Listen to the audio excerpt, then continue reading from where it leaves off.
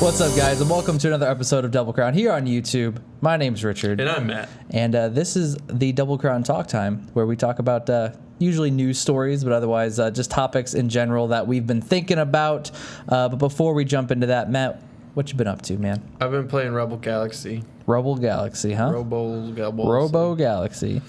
It's a space game. You've been playing Rebel Galaxy on the PlayStation 4. Yeah. Came out for free yesterday. I stayed up a little too late playing it because I was like, whoa, this is neat. Uh-huh. And Jet did the soundtrack. Yeah, there's really bad rock music. It's like butt rock for sure. It's really weird. But you fly around in a ship and you shoot stuff, and it seems to be pretty fun for me. I saw a video of it, or like a trailer, and I was like, okay, that's gonna be that's a Matt game for sure. I'm hoping it tides me over until No Man's Sky next week. It's true. No Man's Sky is almost here. Mm-hmm. I'm ready. You ready to review it? Sure, yeah. You gonna do a solo review? Shirt, yeah. Shirt, yeah. I can do a solo review. I mean, I'll sit on the couch and you can just talk at me. Yeah, I'll look over the TV at you. I'll stand above it. That makes it even better. Just like stare at you. That's pretty much what I've been doing. Talking about video games with people more than I've been playing them. Okay. What about you? What are you doing? I played Dota, and I watch a lot of Dota. I played... it's the TI right now. Yeah, TI 6 is happening. We're in the group stage right now. Go EG, Bleed Blue. Yeah, I went to a friend's. I played some Vita there, and we talked about... He's been playing a lot of Pokemon Go, so I talked to him about that. But otherwise, yeah, it's the International, so not really playing any games. Just gotta watch them all. Yep. Watched... a lot of Dota today, like 9 hours of Dota today. Oh wow! Yeah, so that's a good amount of Dota. There's a lot of Dota. A healthy helping of Dota. Like literally my entire work shift was just like my phone playing Dota. But yeah, that's it. No other. I mean, I played a game tonight. We lost. Oh well. There was a funny guy talking to you. He kept saying stuff. Yeah, he said some bad words. He said a swear. Report him. He did say a swear. But no one reported him. I said, please stop. He said, okay. So that didn't last for very long. Yeah, other than that, nothing too crazy new. Nothing too new. But yeah, I'm really excited. Evil Geniuses are back, it seems. They got the fire in their eyes. I think so.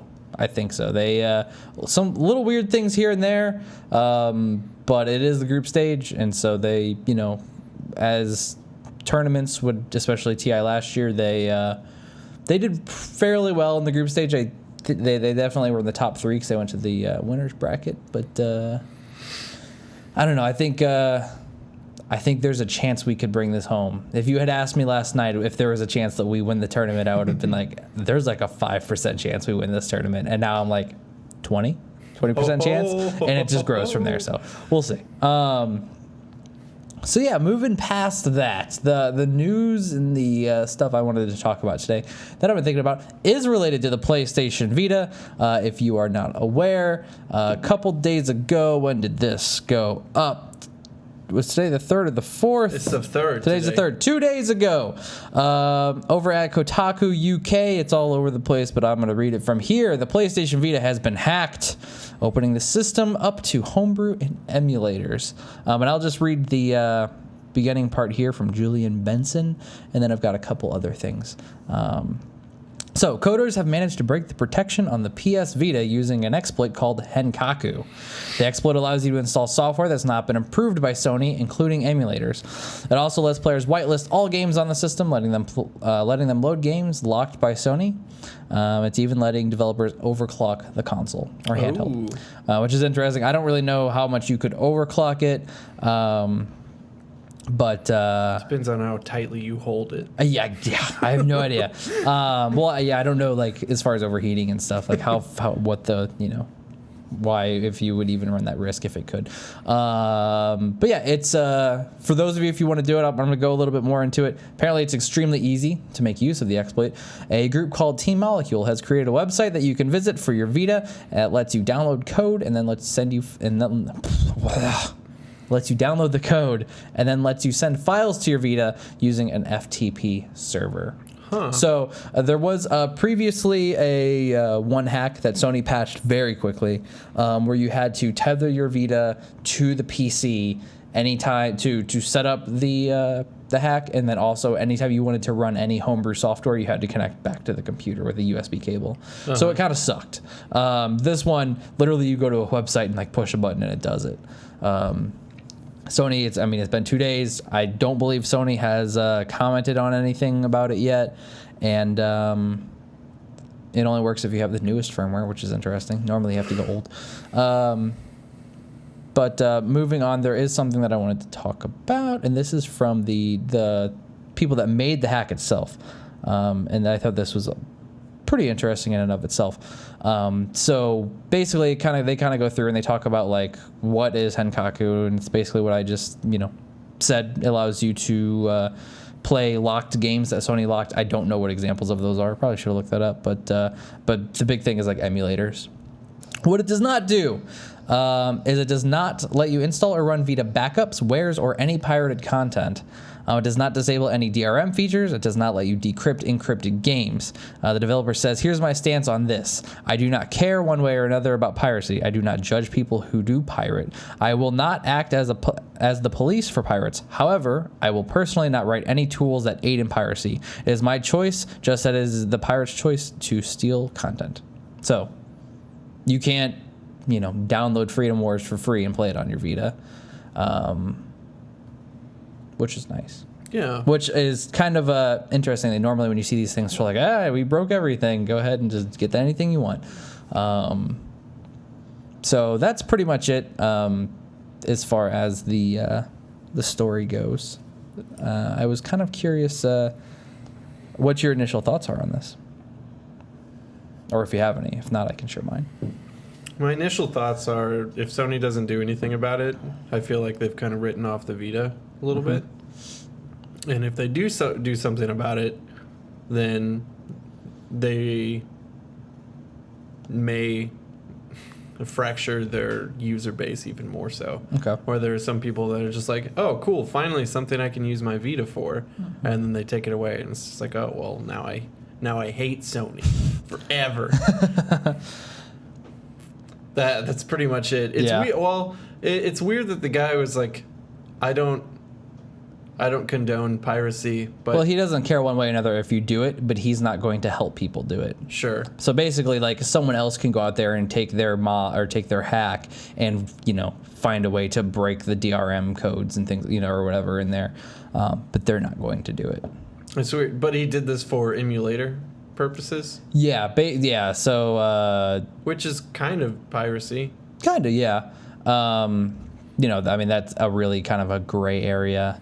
But as far as like PlayStation software goes and Vita software, you can't pirate those and play it on their hack.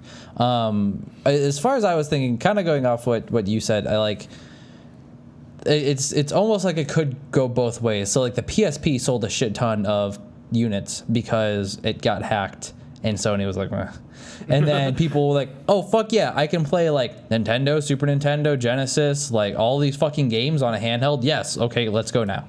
And people bought the fuck out. Like people, all kinds of people bought them. Then they put out the PSP Go to like answer it, where you could only get digital games, which was like would be smart for today, but at the time no one wanted that. Yeah. So I think that it could, in a way, benefit Sony. I mean, if they're ready to, like they're not putting out any first party titles. You know what I mean? Mm-hmm. So they're not gonna make new Vita games from Sony. So what could this do for them? This could sell more units if they're done with the Vita and they ultimately are gonna eventually like want to move through all their stock. This could be the perfect chance to like not do anything about it, not say anything about it, just kind of let it happen as long as it doesn't seem to really negatively impact their software sales through piracy or something like that. Then I could definitely see them doing something about it. But yeah, I don't know. I don't know if I would do it on my Vita. unless, you know, time goes by and nothing bad happens. The other report I found is not necessarily a report as much as someone just asking the question, like, are you at risk for being banned from PSN? And they kind of go through this whole thing about how, like, whenever you do the hack and you play like a Game Boy emulator, it shows up that you're playing MGBA on PSN.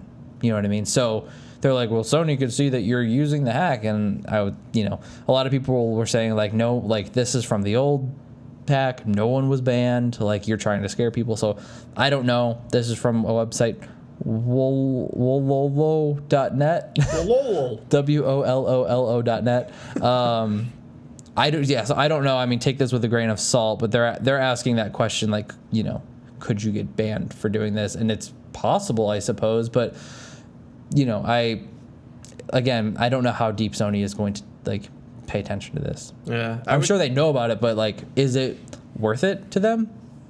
I don't know. I would say if anybody's gonna do this, either make a new account, yeah, or like, because like my primary account is like 10 years old now, with a shitload of trophies. So I wouldn't want to do anything that would risk me getting banned from PSN. Yeah, no, I wouldn't either. And that's like, even before seeing this. And like I said, there's no like real reports of people being banned for it. I thought about that. I was like, shit, if I do this and they have a way to detect that, like, I don't want my PlayStation, my PSN ID to be gone. And like, no, not worth it. However, if, you know, 6 months go by or there's information from Sony's like, man, fuck it, we're not like, we don't care. We sold, you know, 100,000 Vitas this month. Because people could suddenly play all the GBA games on them. And like the one thing that I think might be a problem with them is that PlayStation 1 Classics work on the Vita, and if it can emulate the PS1 and then people could get all the PS1 ROMs that they want and put them on there, I could see that being a problem. Now, how big of a sales impact that would be, I don't know. Which they could just be waiting for those numbers. Yeah, possibly. Like if they sell enough hardware and, you know, I don't know how many people buy PS1 Classics. I know as soon as I realized that my PS1 Classics would work on Vita, I was like, I'm gonna buy all these games. So I'm clearly not the right person, but it works on the PS4 supports the PS1 Classics, doesn't it? No, it doesn't. Nope. I thought you could. Nope. Just PS3, Vita. PSP, I think, as well. Yep. Weird. But yeah, right now, as far as what is running on that homebrew software, it's like Doom and like one other game. So people still have to develop the emulators, and all that stuff and get them on there. Quake versions of Quake and Doom. That's the only thing that's running. Of course, that would be the first two games. I think the people that made the hack put those on there, if I'm reading this correct. I don't know. It's a weird situation, I think, for Sony to be in. It's like it feels like it came out at the right time. You know, like it took so long for them to hack the Vita, and now it's like, well, they've been wanting the Vita to die, so maybe this is the perfect time to just let it die. You know what I mean? I don't know. It's I'm not sure. I have no strong opinions one way or the other, being that I don't own one. Well, yeah, but let's pretend you do. I mean, say someone hacks your has a hack for the PS4 that lets you put emulators on the PS4. Same thing there. I mean, I guess not really, because they don't want the PS4 to die. But I don't know. I just thought it was really interesting. I'm interested. I would love to do it, is what I guess my point. As a Vita owner and a new Vita owner, even at that, I think like this would be awesome. You know what I mean? Like if I could just be like, oh man, like I kind of feel like playing a Genesis game that I had when I was a kid today, like Vector Man or some shit like that. Like I could just pull it up and play it for the 20 minutes that I would love to play it, and then, you know, never touch it again. I don't know. It's very intriguing to me. Yeah, I'm more curious to see how it's going to play out with like PlayStation itself than the emulators or whatnot, because those have existed on PC for so long. Yeah, it's just kind of like, Yeah. Yeah, and it would be more convenient to play it on a handheld. Exactly. Admittedly, I've played emulator games on PC before, and I can't do it. Even with the controller plugged in, it just doesn't feel right. On a Vita, I could see it feeling right. You know what I mean? Like you've got the D-pad, you've got the buttons. It just makes sense to me. Yeah. Yeah, I don't know. And the weird thing about it again is going back to the PSP. Like, so many people bought and loved PSP because you can play whatever you wanted on it. So I don't know. I'm hoping that Sony will just kind of say fuck it, and I'm hoping people don't go out there and try to break the DRM code or like in the encryption, so that we can. Because at that point, I'm sure Sony would find a way to patch it if they could. So, hopefully that doesn't happen, and hopefully we get to just play Super Mario Brothers every now and again on our Vitas, because that's the way life should be, I'm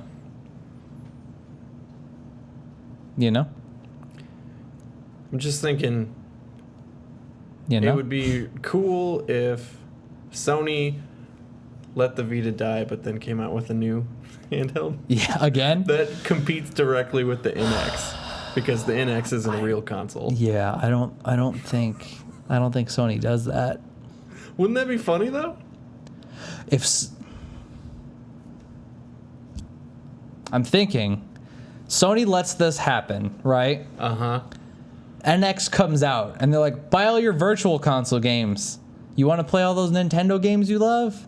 You can buy Super Mario Bros. For $5. And Sony doesn't say anything, but basically also at the same time says, you could also just buy a Vita and play it for free.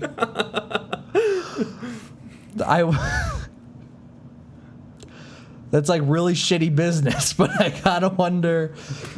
Buy the new open source Vita. Yeah, like, clearly, again, they wouldn't say buy the Vita. You can play Mario Bros. On it, but if they let it happen and it then they're completely admitting defeat. Like, they're just like straight up saying, yeah, fuck the Vita. Like, take it. Do whatever you want to it. We do not want it anymore. But at the same time, maybe like, fuck, well. I would buy a Vita if it could make phone calls. No, you wouldn't. No, I wouldn't. Would you buy a Vita if you could get like a ton of games for free and the Vita was like $100? Well, you don't like handhelds. We went over this. Yeah, not really. You probably should, though. I mean, if I could play the Ape Escape 2, Game Boy Advance Castlevania games, I would. You could, but not for $100 of nostalgia. Oh, okay. I mean, you could just not play them for nostalgia and play them because they're good games. Yeah, that's true. That's true. You could also play Banjo-Kazooie. I feel like that would go weird on a Vita control scheme. I don't know, just use it. I feel any N64 port is weird on any other control scheme. Just use the joysticks. Hold your Vita at a weird angle. The thing... I don't know how the buttons work on that game because it's trash. A lot of the time, the C buttons on the very, edge, yeah, where, the look controls, like a joystick would be. But other times, they are not that. And you use the D-pad to move and then there's the Z trigger to look forward. What a bad controller. What a bad, console developer. Sony. That's why I want Sony to make a direct competitor to the NX. They will lose. They will lose. That's right. They don't have people. People don't care. People don't care. They about let the people like me parties. let the Vita fucking die because we were so hyped when it came out, and then we were too broke to buy one because the memory cards were $900 and we worked at Target. Anyways, let us know down in the comments what you think of this hack. Are you going to do it?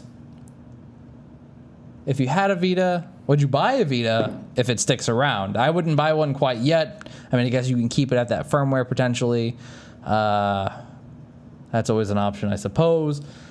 But, yeah, I don't know. It's definitely an interesting situation for Sony to be in, I think. Maybe for them up in the corporate offices, it's a little bit easier of a solution where they just said, fuck it, patch it tomorrow or as soon as you can. But who knows? Maybe they've hacked the shit out of it and there's no way to patch this. I have no idea. They future-proof the patch. We can't unpatch Well, it's it. happened to the PSP. It's like they broke the fuck out of the PSP, so they were like, well, unless we change like the file system and then the entire console, like we're fucked. So Well, if that's the case, I don't think they would develop R&D into fixing it. that's what I mean. Like I don't know. We're just circling around at this point. So again, thanks for watching, guys. If you like this video, give us that thumbs up. It helps.